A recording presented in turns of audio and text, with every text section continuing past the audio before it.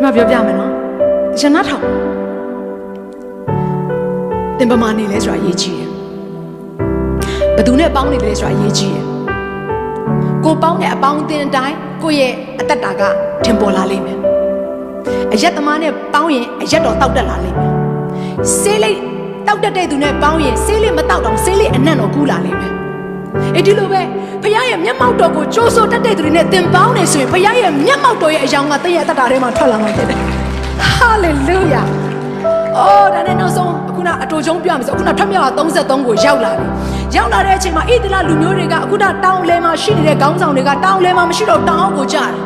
တယ်ဆိုတော့ပြုတ်ကြတာမဟုတ်ဘူးဆင်းလာကြတာ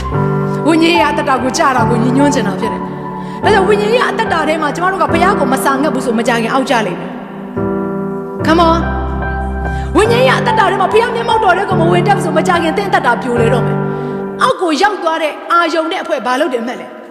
ဖယားကိုခြေတော်လဲမြင်ပြီးပြီဖယားရဲ့နမိတ်လက္ခဏာမျိုးစုံကိုလည်းမြင်ခဲ့ပြီးပြီဒီလူအယောက်80ဘယ်လိုဥဆောင်ပေးလဲဆိုတော့ရွှေနွားရုပ်တုကိုဖယားနဲ့ခိုင်းတိုင်းပြီးတော့ဣသလတစ်မျိုးလုံးကိုရွှေနွားရုပ်ထုရဲ့အရှိမအဝတ်မပါပဲချီးမွမ်းခိုင်းတယ်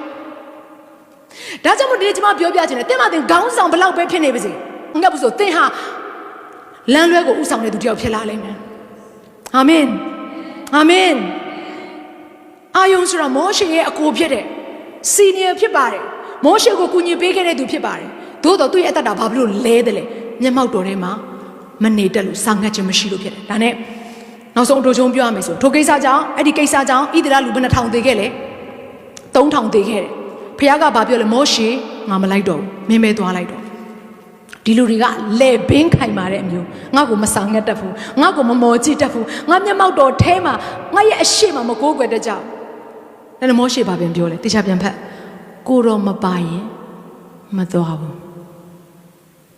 မနော်ဘုရားပြောခဲ့တဲ့ဂတိစကားလေးကတိတ်သဘောကျစရာကောင်းတယ်အခုနော်လူအမျိုးနဲ့ရန်သူတွေအားလုံးကိုတဲ့ငါရဲ့ကောင်းကင်တမန်အားဖြင့်ငါဟာမင်းတို့ကိုဥဆောင်ပြီးတော့ငါခြေမုံပေးမယ်ဆိုတဲ့အရာတွေအားလုံးဂတိတွေအားလုံးပါတယ်ဒါပေမဲ့ကောင်းကင်တမန်လို့ခေါ်တဲ့နမိတ်လက္ခဏာတွေအောင်မြင်ခြင်းတွေထက်ဘုရားမျက်မှောက်တော်ပဲဆောင်ခဲ့တယ်ကျမအတွက်ကတော့ဘုရားမျက်မှောက်တော်ပဲယူတယ်ပြောရင်ပြောပါစေစူဇန်နာမင်းဆိုတဲ့အမျိုးသမီးလေးဘာမှမဟုတ်တဲ့ခွဲကြံတောတဲ့ကအမျိုးသမီးကိုဖခင်အသုံးပြုတယ်ဆိုတဲ့အရာကအဲ့ဒီမျက်မှောက်တော်ကိုဆောင်ငယ်လို့ဖြစ်တယ်။ဒါဝဲကိုတိုးချန်တဲ့ကခေါ်တယ်လို့ကျမဟာခွဲကြံတဲ့ကခေါ်ခြင်းခရတယ်ဆိုတဲ့အရာကဖခင်ရဲ့မျက်မှောက်တော်ကိုဆောင်ငယ်လို့ဖြစ်တယ်။နေ့တည်းဖခင်ရဲ့မျက်မှောက်တော်ကိုစာကန့်ပြီးတော့ဖခင်နဲ့သွားလာမယ်ဆိုလို့ရှိရင်တင်မတင်တောတဲ့ကပဲလာပညာမတတ်တဲ့သူပဲဖြစ်နေပြီစီလူတွေရဲ့အရှိမနော်တကယ်ကိုကဲ့ရဲ့ပြစ်တင်ခြင်းခံရတဲ့သူပဲဖြစ်နေပါစေအဲ့ဒီဖခင်ရဲ့မျက်မှောက်တော်ကိုဆောင်ခဲ့တယ်ဆိုလို့ရှိရင်ဟိုနောက်ချီးပုံရောက်နေရင်တော့မှထိတ်ကိုရောက်တယ်အာမင်